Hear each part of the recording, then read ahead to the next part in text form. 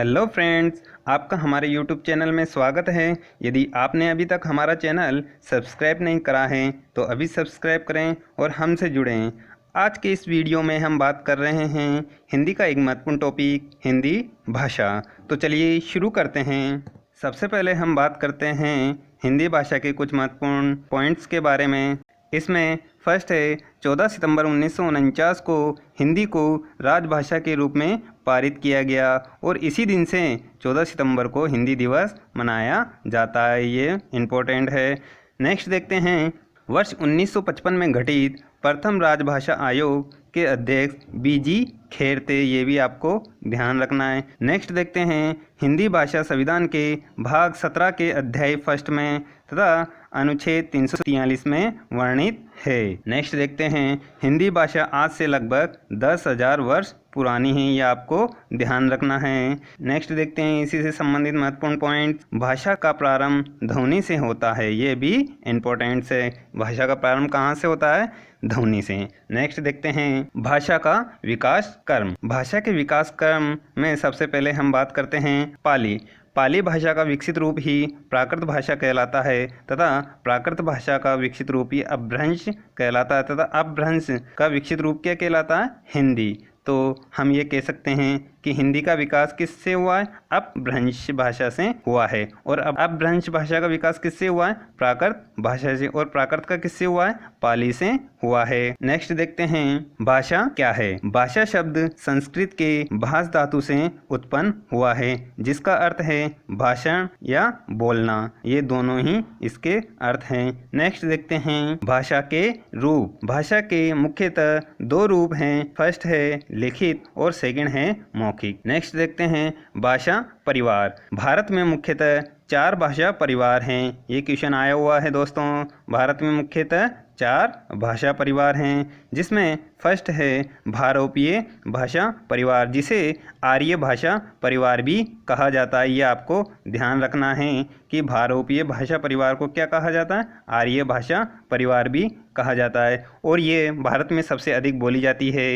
यह लगभग 73% बोली जाती है। नेक्स्ट है द्रविड़ भाषा परिवार। द्रविड़ भाषा परिवार दक्षिणी भारत में बोली जाती है और यह लगभग 25% बोली जाती है।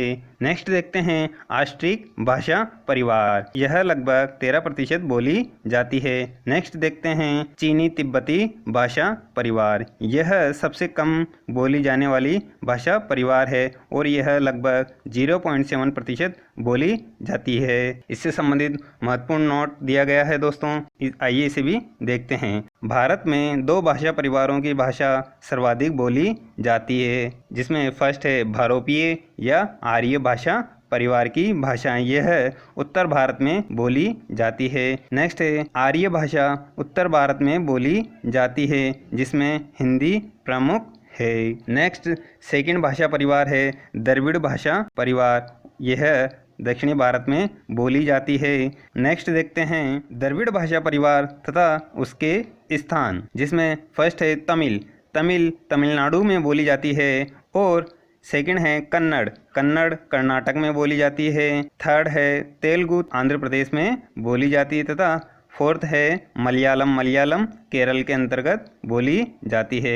नेक्स्ट देखते हैं एक महत्वपूर्ण नोट। भारत की सबसे प्राचीन भाषा वैदिक संस्कृत है। यह आपको ध्यान रखना है। ये क्वेश्चन आया हुआ है।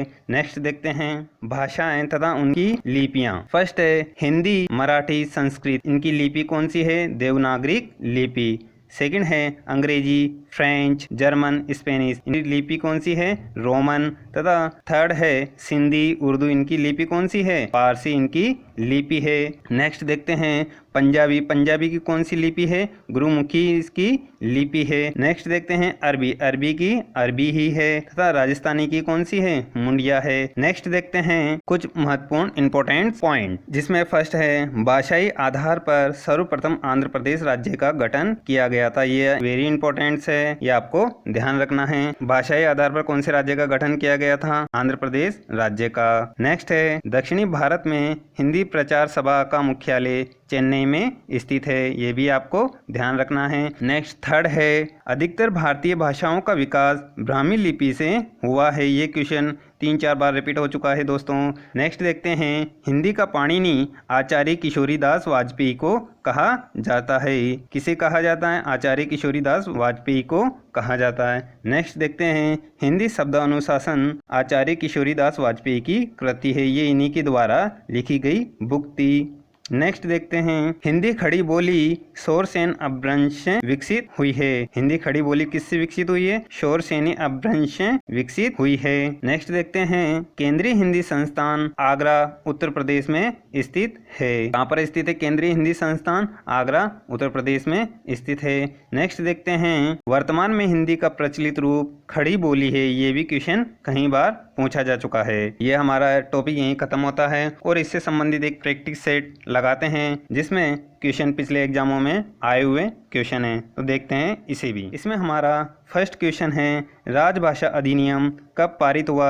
10 जुलाई 1955, 10 मई 1963, 10 जनवरी 1956 या 14 सितंबर 1949। इसमें कब पारित हुआ था? 14 सितंबर 1949 को। नेक्स्ट सेकंड है, हिंदी भाषा का सही अनुक्रम कौन सा है? फर्स्ट है पाली, प्राकृत, अपभ्रंश और हिंदी। सेकंड है प्राकृत, अपभ्रंश, हिंदी, पाली एंड थर्ड है अपभ्रंश, पाली, प्राकृत, हिंदी और फोर्थ है हिंदी, पाली, अपभ्रंश, प्राकृत। तो इसमें क्या आएगा? फर्स्ट पाली, प्राकृत, अपभ्रंश और हिंदी। हिंदी का विकास किससे हुआ है? अपभ्रंश और अपभ्रंश का प्राकृत से और प्राकृत का पाली से, ये हमने देखा था। नेक्स्ट देखते हैं, दक्षिणी भारत हिंदी प्रचार सभा का मुख्यालय कहाँ स्थित है? हैदराबाद, बेंगलुरु, चेन्नई, मैसूर। इसमें क्या आएगा? चेन्नई में स्थित है। नेक्स्ट देखते हैं, हिंदी दिवस किस दिन मनाया जाता है? किस दिन मनाया जाता है? 14 सितंबर, 14 अप्रैल, 2 अक्टूबर और 26 नवंबर। हिंदी दिवस 14 सितंबर को मनाया जाता है। नेक्स्ट देखते हैं, अधिकतर भारतीय भाषाओं का विकास किस लिपि से हुआ है? ब्राह्मी लिपि से,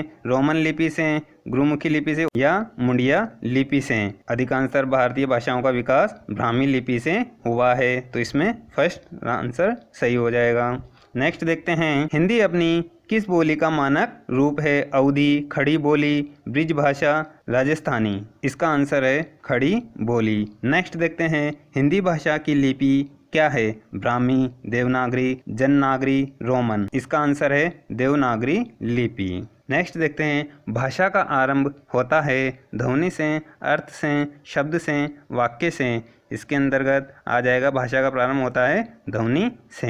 नेक्स्ट देखते हैं, भाषा संस्कृत के किस धातु से निरूपित हुई है? भस से, भास, भाक और भग से। इसमें क्या आ जाएगा? भाष धातु से निरूपित हुई है। ये हमारी टेस्ट सीरीज यहीं ख़त्म होती है। इस टॉपिक से संबंधित आपका कोई क्वेश्चन, क्वेरी हो तो हमसे पूछिए और हमारा चैनल लाइक और सब्सक्राइब कीजिए। थैंक यू, धन्यवाद।